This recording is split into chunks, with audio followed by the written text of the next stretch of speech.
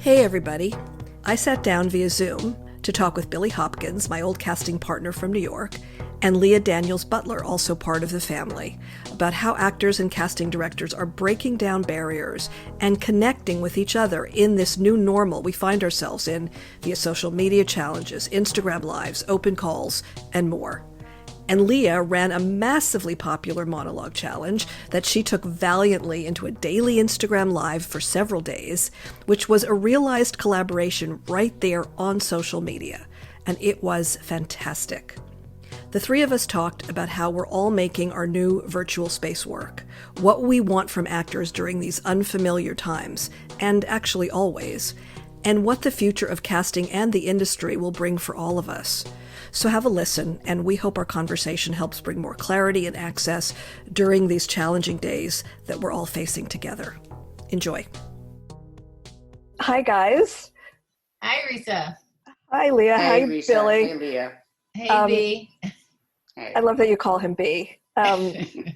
So thank you for being here today to have this conversation. And I just want to jump in because I know that we have lots to say and all of us limited time. So first of all, I want to invite you both to just say a tiny bit about this interesting triangle of relationship that we all have, meaning that I've known Billy since the beginning of time, and I've known you've known Billy for a long time, and we've all had, really strong relationships. So let's just start with Leah and Billy. How do you guys know each other, and what's your relationship been over those years? And Billy, you're in New York right now, and Leah, you're where in Los Angeles? LA. Yeah. Okay. Well, I'll go first, and I'll let Billy go. I've known Billy for a very, very long time because Billy is family. Billy is my brother-in-law. I don't know. Yeah, that's how I would say it. And Billy and my brother raised my niece and my nephew, my twin nephew and niece, and we have just been family before work, before anything.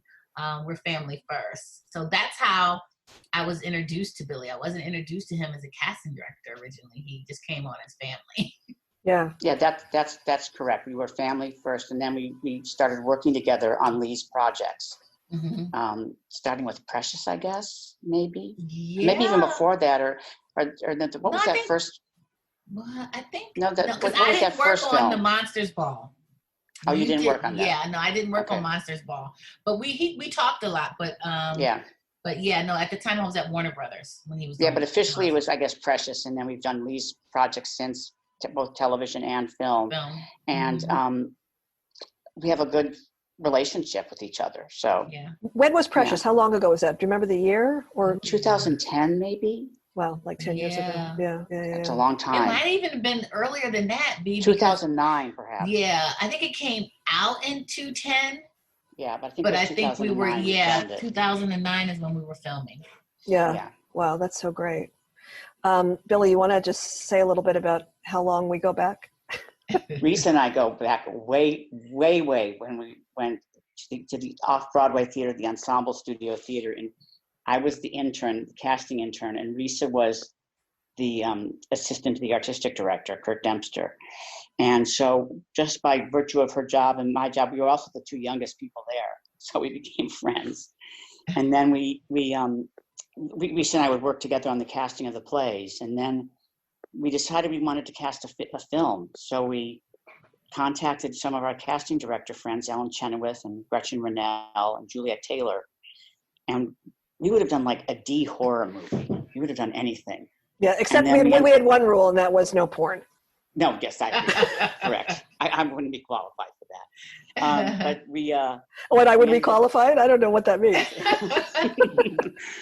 We ended up getting this film, Desperately Seeking Susan, that Susan Seidelman directed. And I think they hired us because we were the cheapest, but it turned out pretty well. And then we went on and had a long career together. And then Risa moved to LA and we stayed together for a while, but then we each went our separate ways. And now Risa has this fantastic studio, teaching as well as casting. So that's well put in a nutshell. Yeah. So that was 1984. Desperately Seeking Susan. We knew each other since 1978, actually. So. Yeah, that's true. Yeah. So long before most of you were born. I was about to Yes. say, I was just graduating high school in 83, so. Okay, all right. And Billy and I just came back, let's say, put the band back together for a pilot, which we had finished casting and loved our cast. It was supposed to shoot in New York. It's still May. And then that was Friday the 13th when everything shut down. It was supposed to start shooting the next week. Yeah. In March, and then everything just shut down. So we reconnected to collaborate, and then and here we are 7 weeks later or whatever, all trying to figure out what happened. Yeah. I mean, we know what happened. A worldwide pandemic happened. So yeah. So. But I'm so happy to talk to you because it just makes us family, and Leah, I just want to say that I've just admired your work over the years so much. Thank you. And everything that you've done. And one of the things that struck me so much is what you're doing, just to start with that, on social media and the challenge that you're offering. I'd love you to talk about that a little bit, of why you did it and what happened when people started responding, and how you process that, and also what you were seeing and responding to in the work that you did as you chose people and then brought them live on Instagram to do their work live. I was blown away by your generosity, and I'm sure that you didn't expect to get the input that you got. But so what was the impulse, and my goodness, what happened? Okay, so the impulse was, it was I think it was we were like maybe 2 weeks into it, the quarantine, maybe a good 14 days. And, like, I think everyone, the first week of quarantine was just like, oh, okay, I'll fix some stuff around my house. It's a chance to sort of just nest in your home and figure out, what things are, what to do at home. And get ready. And then I think the second week, everyone's just like glued to the television, like what is happening in the world right now. You go through the stages of, I guess, whatever those stages are, but like sort of not shock, but just I guess shock in a sense. You're like, what's going on? And trauma. I would call it trauma. Yeah. And then by the third week, I was just like, okay, I need to figure something out, because I won't be able to function like this much longer, like watching television all day. Like the days were just sort of blending. And this was before my husband and I really said, let's get on a schedule, and it was his idea. And I kind of bucked the schedule to begin with a little bit, because I was just like, no, don't tell me what to do. I'm going to do what I want to do. And And then I realized, oh no, this really helps. The schedule helps because we get up in the morning, we pray together, we go walk our dog for about 45 minutes to an hour, all geared up, Hazmat suit. I'm just kidding, but geared up. And then we come back, we get, derobe, shower, eat breakfast, and then I do my, what little work I did, and he did little work he did, and then we would have lunch. Then, more work in the afternoon, light work, and then dinner and walk the dog, and then go to bed. And then it's like, okay, now this is our day. So it's like, it was easy to make the weekends feel like weekends. Do you know what I mean? If you just do this regimen every single day. But before we got into that, it was more about, I was just like, I didn't know what I was going, kind of stir crazy, if you will. And so I said, well, let me just, what can I do? What can I do different? We were on our walk, and I said, I think I'm going to hold general meetings.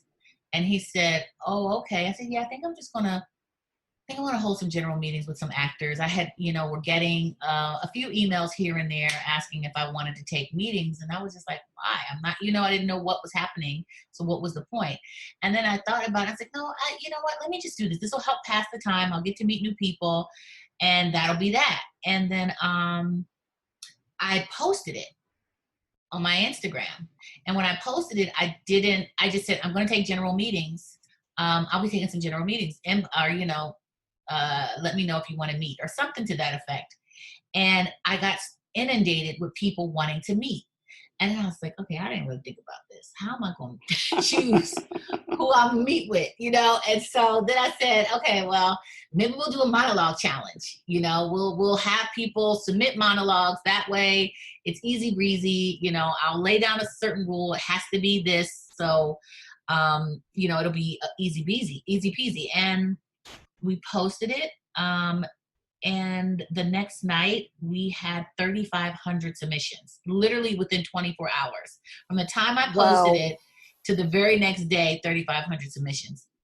Wow. So I was like, oh, I'm going to need some help. I'm going to need some help. So I solicited everybody in my office, my 3 associates and Jill and Kevin, the 2 casting directors. I said, you guys have to help me because there's no way I'm going to get through all this. By the time I cut off the deadline, we were at 11,000. What? 11,000 submissions, right? All monologues? Monologues and scenes. Like, because I said monologues or as long as it's under 2 minutes, right? Wow. And so we cut it off, cut the deadline off. And then I think what the most of the influx came is that when it started getting so much play, actors started telling their agents, and then their agents wanted to submit. And so Breakdown was like, hey, I'm getting a lot of calls about your monologue challenge. Agents are saying, can they submit their actors? And I'm just like, well, I had already sort of started taking general meetings with the agents, you know, who actors who had representation. So it didn't really make sense for them to submit. But some actors obviously weren't getting in that way. And so they were like, I'm going to try my chances this way with the monologue. So it was literally 11,000 submissions. So I said, okay, y'all, we got to figure this out. You take an A, B, C, like somebody's going to take A through C, D through, like, and we kind of got through the bulk of it that way with them first getting rid of anybody who didn't submit a video, because there were a bunch of people who just submitted their demo reels. And so we got rid of about 3,800 people that way because they didn't follow directions. Right. Okay. And then we got rid of another like 2,600 people because the monologues or the scenes were over 2 minutes. Because I said 2 minutes. And so I had to like just get a little bit more strict, because if you're going to be in this business, you got to follow the directions. So even though some of the monologues were good, it was just like, that's how it's going to be. Like I have to, otherwise, that's why it took me so long to announce who the winners were.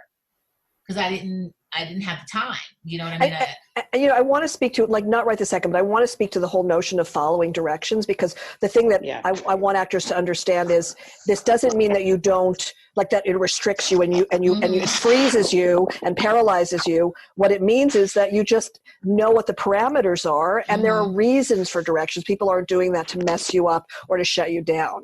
So it's interesting that you had to, that people were not necessarily doing that, but go on. And fascinating. So then after that happened, then it was just like, okay, now we have it down to, I think we got it down to about 7,000 people. And we just kind of ticked it away from there. Like, you know, everybody has my password on Breakdown. So it's like, go in and pick who's your A and who's your B and who's your C. Now we did that. I think I had like A through A, B, C, D, E, F.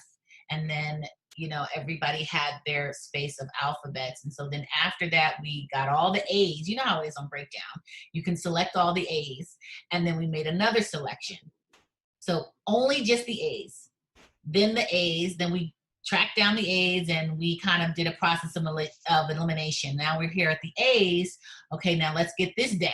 So we kind of just did that till we got it down to, I think, about 245 people. And when we got it down to that, it became so much easier. It was just like, okay, we had already seen most of the videos, so it was easier for everyone to determine who was like really the best. And so how did you do that? What was your process? What were you looking for in getting from 7,000 to 250? What was your process? What were you responding to? I was responding to really mainly just like diversity, and not just diverse people, but diverse material that people chose. Do you know what I mean? I definitely wanted people who were diverse, but I also wanted people who were not just necessarily doing dramatic pieces or drama, you know, or heavy drama pieces, because, you know, with monologues, people tend to do get very heavy and all, like, and it's like, it doesn't have to be that all the time, And so, and then even with scenes, I wanted some comedy scenes. I wanted younger people. I wanted older people. I wanted men. I wanted women. So we were very conscious of what we were looking for and breaking down, what it was. Once we got to, those were the things, I guess, that we were looking for in terms of what a performance. I think at the very beginning, it was strictly performance. It was just performance driven. We didn't really say, okay, this, and this. It wasn't until we got down to the nitty gritty where we were like, okay, now let's really focus on who's doing what and how we can make this a nice eclectic group of people. And so I just want to drill down on performance, because actors are, our audience is actors. And so they're sitting here watching or listening and thinking, okay, but what's a great performance? Before you get to, getting down even deeper into diversity in choices, what is it that speaks to you? And Billy, you can also speak to this, like when you're watching a self-tape or a monologue. What is that thing that makes you sit up and go, yeah, I want to watch that. That's good stuff. B, I'm gonna let you answer. This is a hard one. Everyone always says, well, what is it? And I'm never quite sure what it is, but I know it when I see it. And I think Risa, you would agree with this. You have to be honest, and whether you're doing comedy, drama, whatever. And to me, it's honesty and simplicity, and not, it's addressing what Leah just said regarding people, doing big dramatic scenes, and sometimes they overdo it. And you just have to trust yourself and trust the material.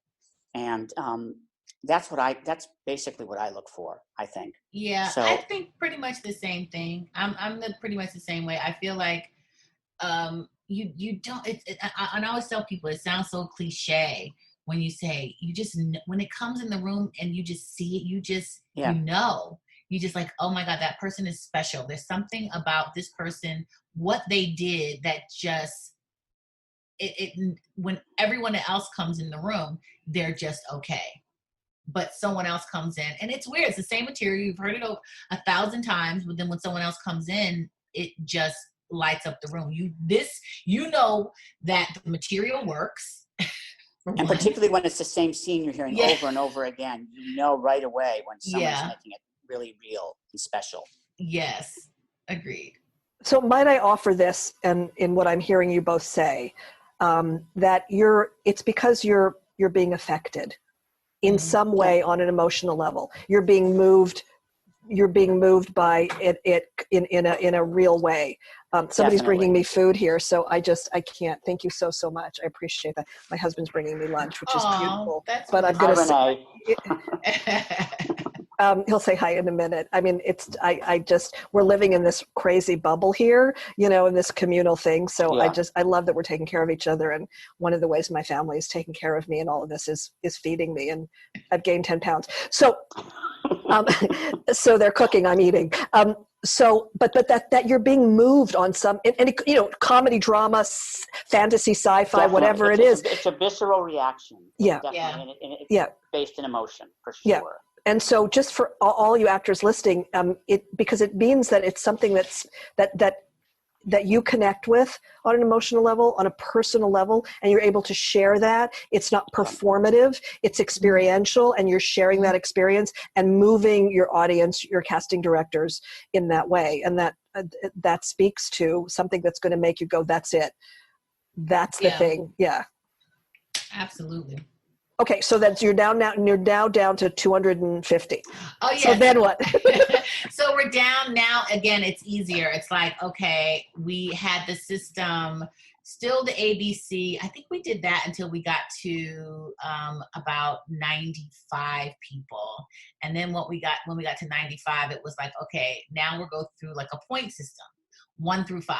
So everybody that got ones, we have to bring it down. We have to get it to 50. So everybody who got ones, no matter, we count all the people that got the ones. This many people got this many ones. This many people got this many twos. Everybody that got the ones automatically was one of the 50 people. But then it was like, it went to like 58. And then I was just like, okay, you guys, I'm not doing this again. So it's going to be 58 people. because I can't do it. That's great. Yeah. Leah, And then that was it. And then, wait, I'm sorry. New to you? Oh my God, Billy. Some of them I knew and some of them I didn't know. Most of them I didn't know. And so that was the thing when we got down to the 50 people, 58 people, I told my husband was like, oh, you should go live with, have them doing their monologues. And see, I had got a little bit of, someone had contacted me because they, and I don't know if any of you follow me on my Instagram. Yeah, I saw that. Yeah, I do. Yeah. And so it wasn't, I don't know. I mean, I guess it was some sort of backlash, if you will. And I remember what Barbara Miller always said to me. She said, no good deed goes unpunished, honey. I just heard her words ringing in my ear. And I said, she's so right. It's that and God does not give with both hands. Those were the two quotes that I have learned from Barbara Miller. God rest her soul. And when she said that was the first thing that came to my mind, and I'm just like, what people were saying was, or a few people were saying was, that they felt that all actors weren't going to be considered because what if they didn't want to go live? Like, what if they didn't want to go live? Then that means that could prohibit them from possibly coming in for future jobs in my office. And I'm just like, well, first, one has nothing to do with the other. I'm taking the general meetings regardless. Do you know what I mean? So I felt like that was just unfair. And then B, and most importantly, and if y'all know me, y'all know how I am, why are you in my business? Like, why are you all up in my sauce? This is what I'm doing. This is my process for me to meet people. So it has nothing to do with anyone else. It's just me on a human level connecting with other human beings in our business so that we can feel connected and do something fun and positive and in the midst of all this craziness. That's, so it was just really disheartening that I had to explain it. But then I think once I explained it, people got it. And then I thought about it and I said, okay, well, some people are going to be a little nervous about doing their monologue. And, if they don't want to, I asked them, I said, hey, you don't have to. You mean you're talking about coming in and then doing it with you on Instagram Live? Yes. Yeah. Redoing it, showing up and doing it live. Right, because after our 50 to 58 people, I announced them, and then I gave them, I reached out to them via email because that was part of the process. You have to submit via email so I can get in touch with you. I sent out the emails. Hey, I'm doing 10 people a day. Turned out to do about 12 or 13 people a day until the end of the week. And if you want to do your monologue on my live, I would really I would really love to have you. And the first day, people were kind of weird about it. Nah, I don't know. Okay, I'm shy. And then I think out of 12 people, only 6, half of them said they would do it. But it was so much fun the first day that then everybody wanted to do it. So it just grew and grew and grew and turned into something. It kind of turned into like a little casting variety show. It was weird. It was entertaining. It was really, I was tuning in at 5:00 to watch it. So why do you think it felt like a little show? And but not a show, again not performative. Like, I was blown away by how people showed up and just brought themselves and their stories. Yes, it was so interesting. I mean, and I tried you made them feel very comfortable, I think, Leah, but that was part of it. So thank you. Thank you. It was so crazy because we had so many obstacles. One day I didn't have internet. One kid was arrested or detained in his home. He was doing the monologue, and I guess his neighbors thought that he was in a fight, and so they called the police, and then the police came and literally detained him. And he was, he's a work in progress. So when I watched his monologue, I'm like, okay, so now I feel horrible that he had to go through this process, but he would be one of my 50 if I had to break it down. So I said, well, let me just meet with him and explain to him, just have a, conversation with him about being sorry that he had to go through this, but B, give him some tips on his performance, what he can do, just some tips that I can help him with in terms of along his acting journey. And that's why I held the meeting with him, because I really wanted to just connect with him. And when we spoke, I said, he said, I want to come on your live. And I said, well, he didn't ask to come on my live. He said, if you want me to, I would love to. I said, well, let's see how it goes. And then spontaneously, I said, he just was there. I said, well, let me bring him on because I know people know what happened to him, because a lot of people that were following me knew what was going on with his situation, but they also, I think that to the naked eye, you could, some of the monologues versus his monologues, which one was the strongest monologue? Do you know what I mean? It was pretty obvious. And so I wanted people to understand that just come on, I'm going to give you some positive feedback, some positive constructive criticism. Yeah, constructive criticism. So he understands that this is all coming from a place of love. I, as a casting director, we want y'all to win. We want you to win coming into the room. I just want to, I love that you did that with him, and how generous and that you are coming from this place of love. I think that some actors hear all of this. It's like how, I'm hearing anxiety from some people of like, they're putting themselves out there, 50 million challenges, and there's this challenge and there are 8,500 people here and 11,000 people here, and there's a winner. And so they start to get up in their stuff about the same kind of anxiety they get about getting into rooms and getting cast. So, can you just, both of you, speak, even in the audition process, and I want to get into the whole self-tape thing and what this is going to mean for self-tapes and virtual auditioning going forward. And I know, Leah, you have to go and do some virtual auditions in a minute in real time. But so, like, what does this mean? What do you say to actors who feel like they don't have a shot at this? Like, they don't have a shot at a role for a pilot. They don't have a shot at one of these challenges to be a winner. Why do it? If those people have that attitude, then they're not. They're not going to get cast in the pilot. They're not going to get picked in one of these challenges. I'm not doing the challenges, but I enjoy watching them. And the thing is because the anxiety is going to work against them. All actors are nervous when they come into the room, or even if they're self-taping. And with the self-taping, which is going to become far more prevalent than it has been, and virtual auditioning, I think when we finally get back to business, the anxiety, you have to, I always tell the actors when they're in the room, I said, you have to make your nerves, or when I'm speaking to young actors, particularly in college classes, you have to make your nerves work for you, because you're going to be nervous no matter what level you're at. Mm-hmm. And to think that you're not is not true. And that just adds to your anxiety. I see actors sometimes 100 a day, but I never could be one. I admire them. And to that end, what Leah was speaking to, as casting directors, good casting directors, we're here to help you. We want you to get the job. We want you to do your best work because we know you're capable of it. So does that answer the question, Risa? Yeah, and just to tag on to that, it is, you do, when you're giving out the information to, the actors, and how like you said, the anxiety of, well, there's all these things going on. I think when I first did it, it wasn't a lot going on. I think it was probably the first sort of, the start of it. So then it kind of like, it snowballed into everybody else doing it, which I'm glad of, because it was just like, for me, it was no pressure.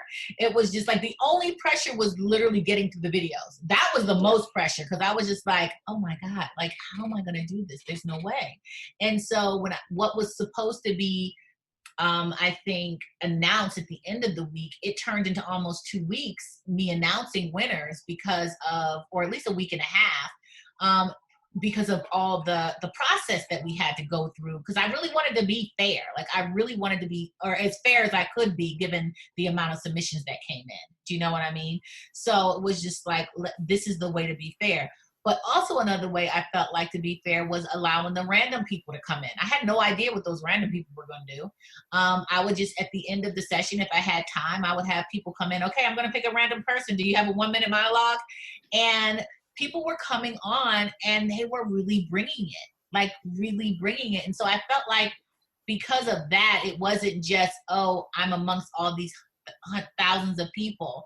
If I just like, I can come on and she might choose me. It's the luck of the draw. Are you talking about, you're talking about your lives? Yes. Yeah. Yes. Okay.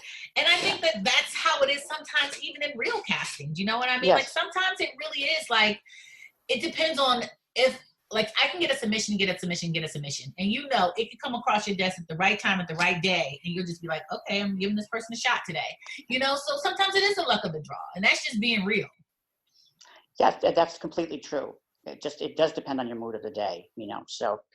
And Risa, I'm going to say, I know that you're teaching your classes right now in self-taping. And, I always get the question from working actors, from new actors, well, do self-tapes actually work? I've cast so many people off of self-tapes already in my career that it's going to become such an important element of the casting process when we resume business. Actors need to know how to self-tape. It's like, look at yourself to see if you're lit properly, so we can at least see you, because there's nothing worse than getting a good audition but no one can see the person. Yeah. So you know what's interesting about that, and I think the technical stuff, I hear from a lot of actors, I couldn't get the technical stuff together and I'm so worried about all this and that. It's like, yeah, get it down and figure it out, but it's not the most important thing about your work in a self-tape. Figure out how we can see you and hear your off-screen partner. That's all I care about, is seeing you and seeing your eyes and hearing you. Yeah.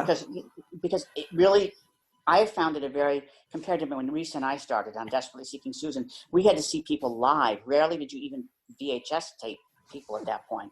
Remember, you went out to Los Angeles during the Los Angeles Olympics, and Risa, and you were taping people.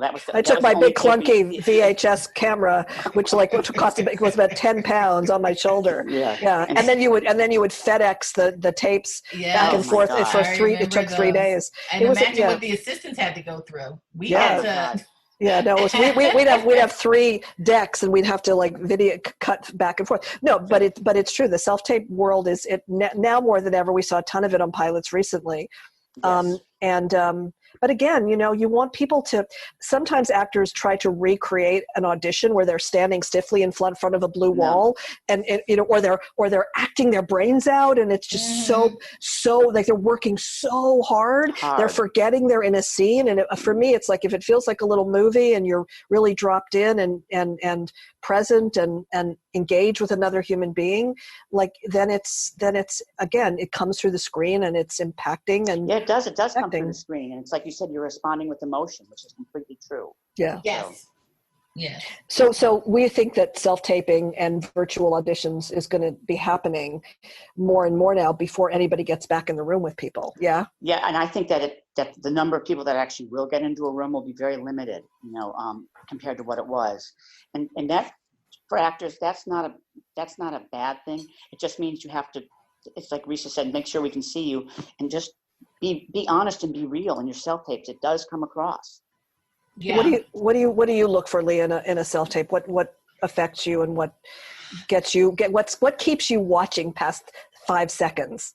In a good self-tape, I think first off, when you look at it, it's like, okay, what's the lighting look like? Like, how, just as pure aesthetics. Like, the first thing I'm going to go into is pure aesthetics of it. Okay, whether or not that's going to be something that's going to attract me or not. But I think it's almost like the moment before. It's like that moment before they start. They're in their scene, or like when they get into it, or when they first start it, like just how they start immediately. If I'm drawn in, if I'm like you said, if I'm affected, if it moves me in some way from the very beginning, then I'm like, okay, then I'm going to lean into it and then I'm going to watch. I can always, sometimes it's speed casting. You guys know, if they don't catch you right away within like the first 15 seconds, 20 seconds, it's like, okay, but no. Particularly when you're working on television, because the casting process is so much faster.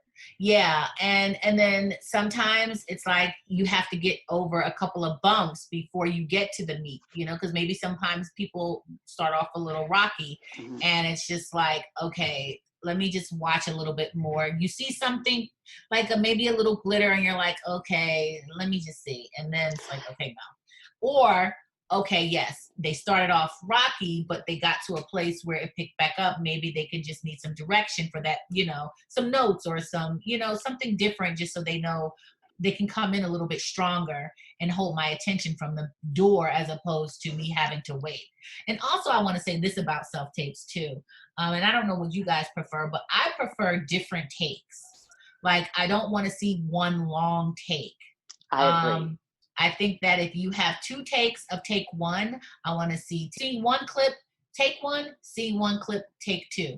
If it's one long and the good take is at the end, that means I have to wait till I get to the end, or it's too much of a hassle in casting. We don't have time.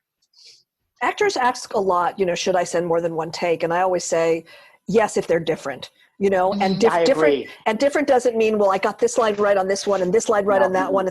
It like you have the opportunity to do a completely different version of it. One where you're, you know, really you feel distraught, and then another one where you're angrier, you know, in a scene, or one where you're, you know, you're a little seductive, and another one where you're coming from a different emotional place. And if they're really different, then hell yeah, and play with that and be bold enough to play with that and try different things on. There's no right way to do it. And I think that's an advantage of self-tapes. You do have the chance to do that, because sometimes in the room, you don't get the chance to do it a completely different way, particularly if the director is in the room and they have such a strong vision of how they want it. They don't want to see it another way. And like, I'll say, we'll say if it's, Risa, that's such smart advice regarding it. If it's completely different, and do include, because I always just do one take, and I only pass on usually one take to the director and producers. Well, often they don't know what they want, and they're waiting for you to tell them. I mean, that's like, you know, a writer's written something and now they hand it over. Often directors, especially in television, they're just kind of catching up with you. You know this role and this scene and this world Much better than anybody. Yeah. You're inhabiting this thing. So it's, again, that's leadership, where you can come in and say, this is where this lives in me. This is my version of this. And then offering that and saying, does that jive with you guys? And if it does, great. But when I know actors feel like, well, I want to be directed. What's your feeling about that? Because this is requiring self-direction. It's requiring leadership. It's requiring self-advocacy and boldness, you know, on behalf of the actor, not waiting for somebody to tell you how to do it. Yeah. Usually with direction, if someone's self-tape comes in and it's a promising self-tape and it's good, but we need to see something else in the scene, then we'll go back and give direction, whether it's directed to the actor or through the agent, and we make sure that that direction gets to them. And I'd say 90% of the time, the second self-tape will have what you asked them to incorporate. At least that's been my experience. But this is what I love about this new sort of virtual space that we're in. Do you know what I mean? This virtual audition space that we're in, because I've been using another platform, the We Audition platform, and it definitely has some things that it needs to, like, some kinks to be worked out. But overall, the system that they have is really good, because it's really specifically for a virtual audition. There's a virtual waiting room. You can post your sides. You can chat in the room. It tapes the actor, and it tapes just the performer, tapes my voice reading with the performer. But and the video quality is really good when everyone has good internet. And that's where it's lagging at, because they haven't been around as long as like a Zoom or a Skype. And so the video isn't necessarily as crystal clear as it, like right now, looking at you guys. There's 3 of us on here, 4 if you include Studio B. So, and we're all clear. Like, we can see each other and we're not lagging. And I think that's where that particular company, even though they have a really good platform, I don't know if that's bandwidth, because I don't really know like technical terms or anything, but if they get that in order, I think that's going to change the game altogether, because I think and this is just my experience that I'm having as I'm having these auditions more regularly. I notice that the actors are more relaxed on these virtual auditions. Oh my God. You know what is, I'm so glad you said that. And I think that all of, like, remember when we were talking about, like, in the 80s, we had, you know, VHS tapes and we had big clunky cameras, and then it got more streamlined, and now we're doing it on the iPhone, and things are getting more sophisticated. We're in the new phases of this, and we are dependent on internet, and even the Zoom stuff. We're struggling at the studio a little bit to make sure that the work that we produce on Zoom is not lagging and that it's in sync. So it's all very lo-fi, which in a weird, wonderful way is just creating a level playing field, you know, because everybody's doing this. Paul McCartney is singing, you know, with his iPhone, and it's not properly whatever, and Oprah's talking with her computer stacked up on some books in her house, and like everybody's in the lo-fi world. So it's like none of that, the technical stuff, matters as much as the quality of the work and showing up. But what we're finding, and I know that you're seeing this also, Leah, and I love that you brought this up. I want to know more about this. We're finding in class, I'm seeing people so relaxed and so present in this virtual world, Mm-hmm. like on Zoom or on, in whatever platform, and they're feeling this whole need to perform. Yes. Because they're just living and breathing in the story, in the scene. And I'm seeing people, even people I've known in class for 2 years, in a whole new way. And I'm like, where have you been? Yes. You know? It is exciting. It is exciting because I noticed it's so, at first I thought, okay, is it just me? Or we just like, because everybody that was reading the material, even though that they weren't necessarily the right role, they were showing up. They were at least like, they had moments where I was just like, oh, okay, this person is well, they were prepared. They were prepared. Which is the thing that drives me crazy when an actor's not prepared. It's like, that's your too. homework. Me too, me too. But there's something about this virtual space where people aren't feeling as much of a need to present or perform. Yeah. I think being in your home gives you some level of control. So, and ground, like, oh, I'm home. There's nothing they can do to me here. You're not in that my waiting safe room waiting space. to get into the room. Yeah, I'm in my safe space. Although I will say with We Audition, you can see clearly who's in the waiting room. So there is still that little bit of, like when the actors come in and they see the sign-in sheet, they're like, okay, who's been here?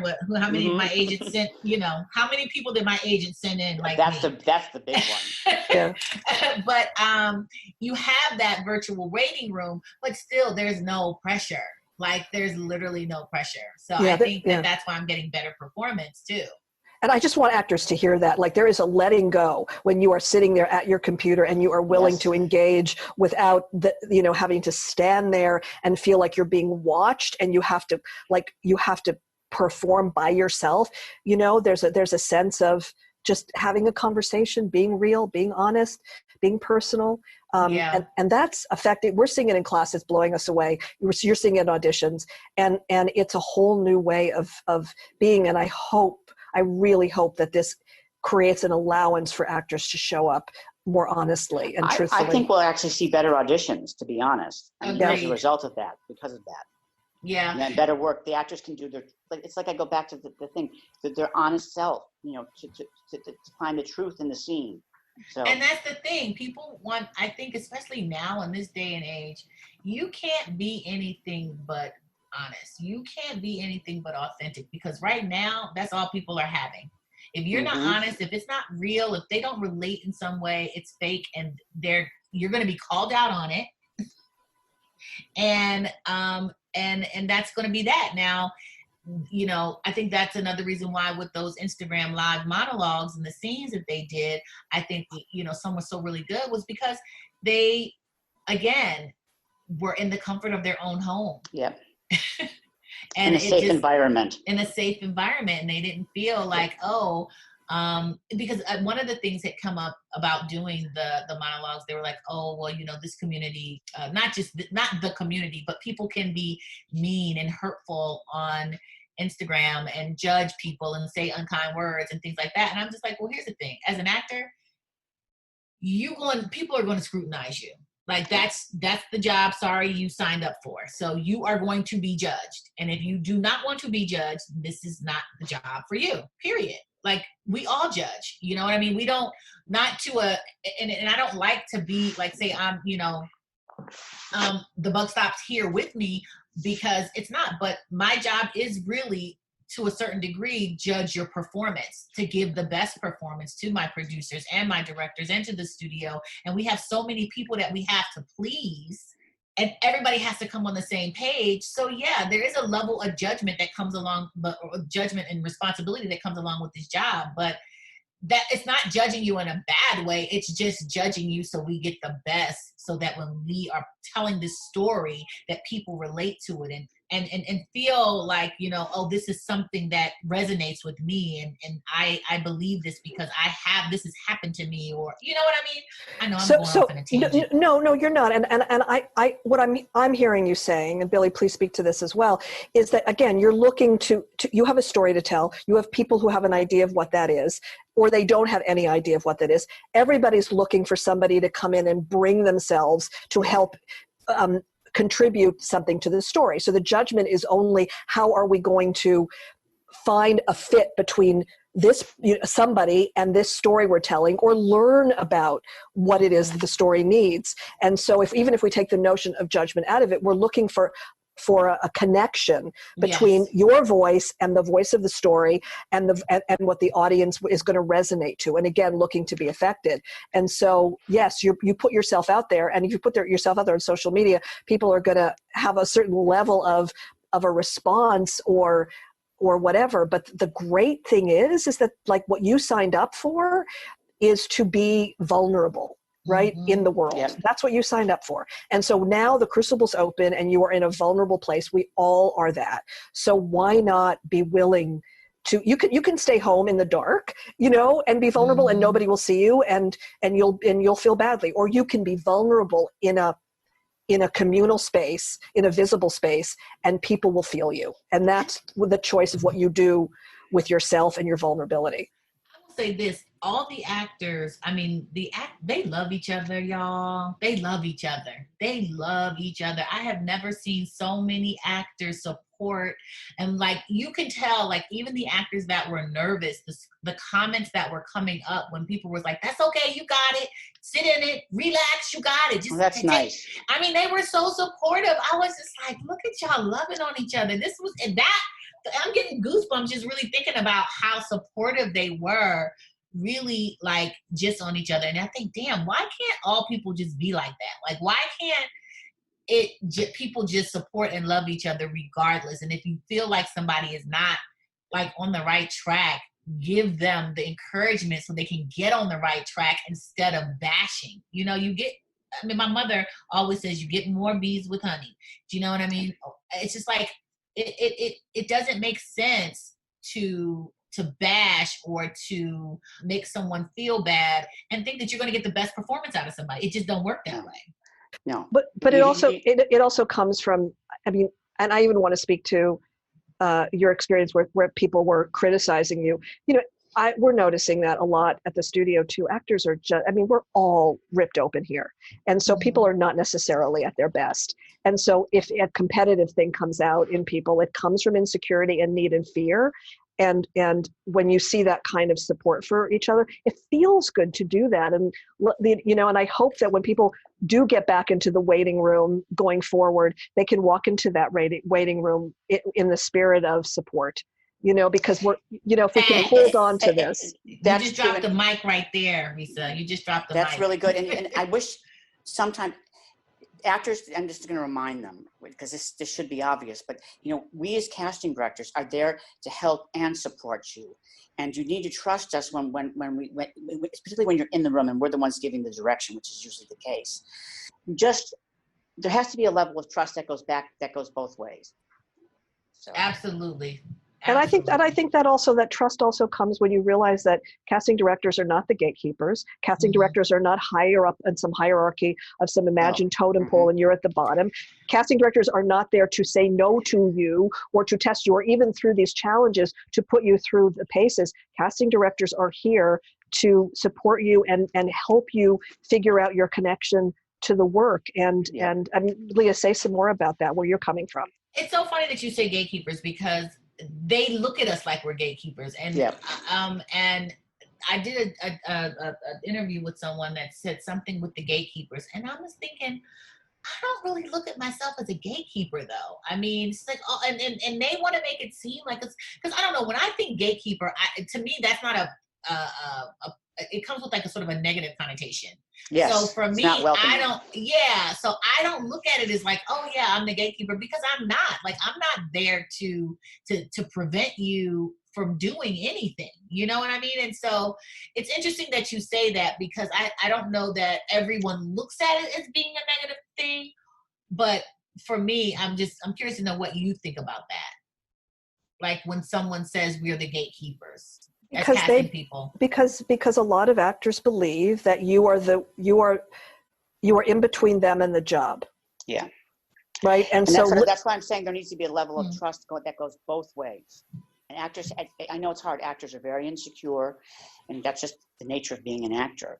But you have to sometimes have some level of trust in us that we are there to help you. I just can't emphasize that enough. And I think I love that, Billy. And I think some of the challenges and the open calls and the like bring your reel and show it, all of that stuff that casting directors are now doing through social media and online is saying to actors, we're here doing our work. We are collaborating with you. We are inviting you into our lives, our homes, and our work. Mm-hmm. And so we're trying to figure out this connection, and it's helping actors, I hope, realize that we're all, doing this together, and that we're all needing connection and artistry and to be in the work together. That's what we all need. And so maybe it'll start leveling this playing field for everybody, hopefully all that of would us be will. great. Yeah, I agree. It would be. And I got to say this too. I met so many wonderful actors that I know. And I actually have brought quite a few of them in for my pilot that I'm working on now. It's so funny listening to the covering executives like, oh, I don't know this person, or I don't know that person. It was just like, I didn't know them before 2 weeks ago. So, so it's all good. But I know for a fact I would not have known them if we weren't in this pandemic, 100%. There's no way. So a lot of silver lining. I know you have to go soon. I want to talk to two things really quickly, Leah. One is, so you are working on now, and I know a lot of people aren't, and people keep asking, or is there work? Are people working? You're working on something with a start date or no start date yet? No start date yet, but it is a pilot, or I don't know if it's pilot or straight to series, but we're working for looking at 2 of the series leads. Released a breakdown for 5 of the series leads, and it's just for a short period of time, just trying to see what's out there, and hopefully when this period is up, then we'll know what's happening in the world so we can get a better idea on when this will actually shoot. So it's kind of loosely in the air, but it's no real date. You know what I mean? It's all TBD.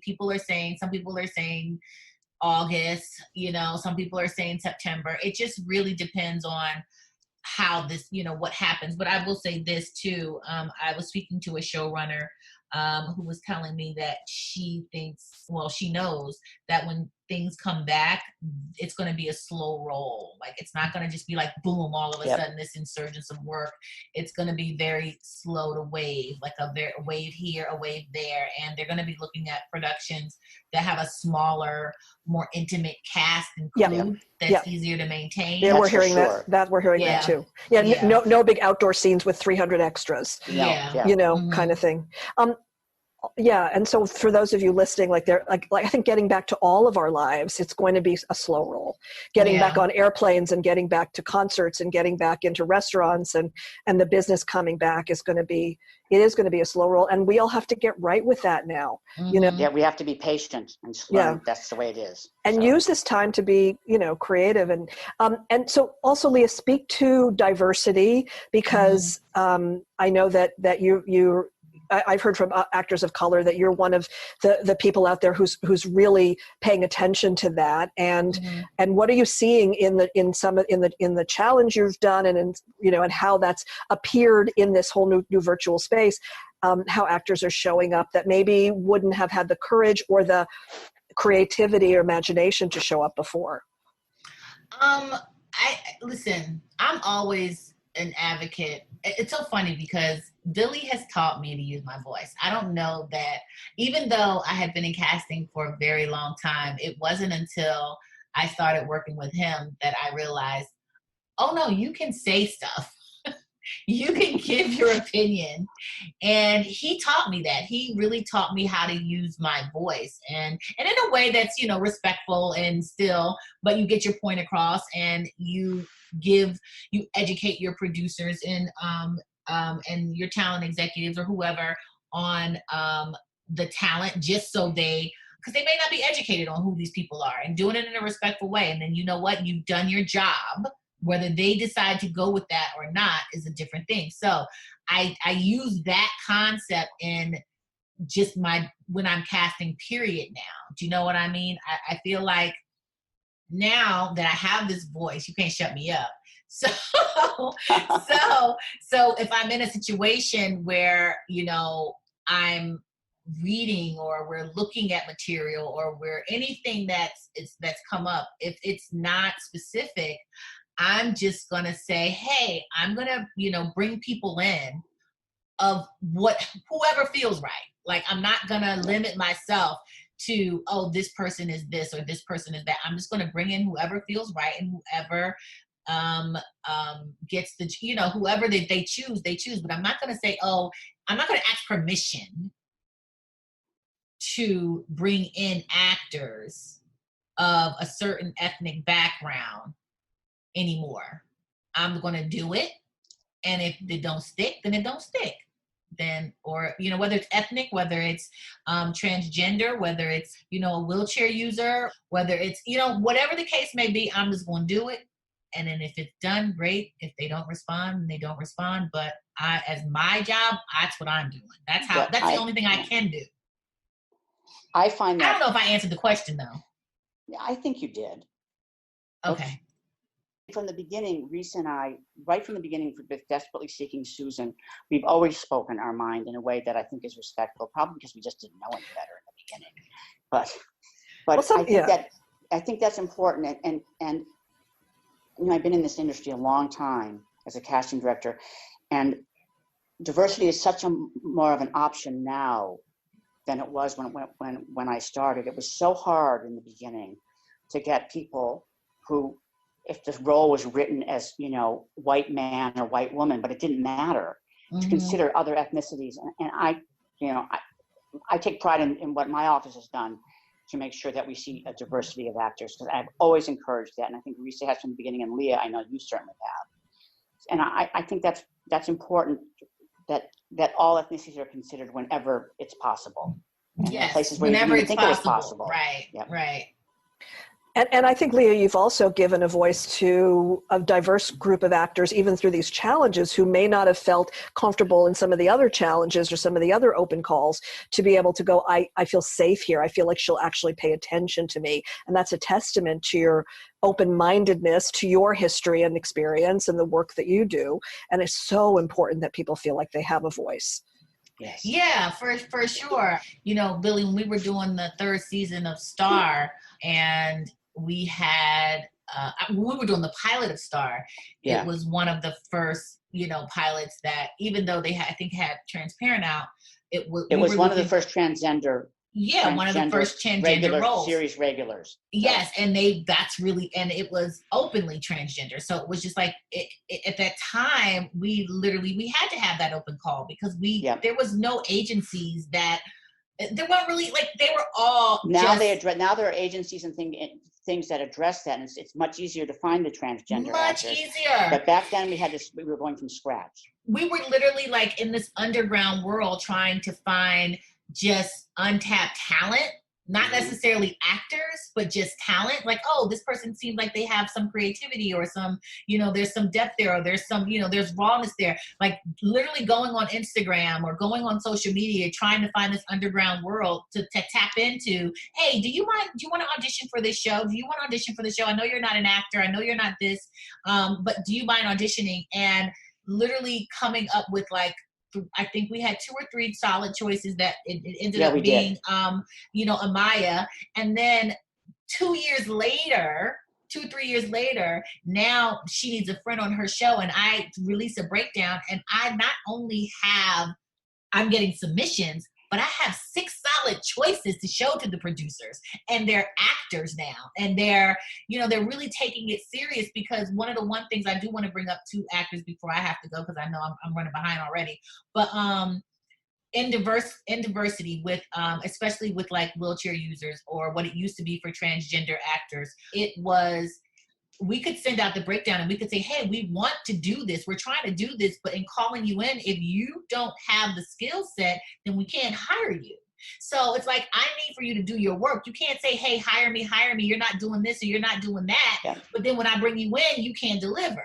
I need you to take this as serious as everybody else is taking it. Go get you some acting classes. Stay in coaching. Like, do something so that when I do bring you in, I'm not just giving you the pity bring in, or I'm not just doing what, you're crying for us to do. No, I need you to be viable. I need to hold you accountable, because this is what what this is all about. This is what these people do. So if you're going to be in this position, you're going to cry about it, then damn it, do the work. I'm sorry, I don't know if you're supposed to cuss, but I say that to say at the end of season 3, I had choices.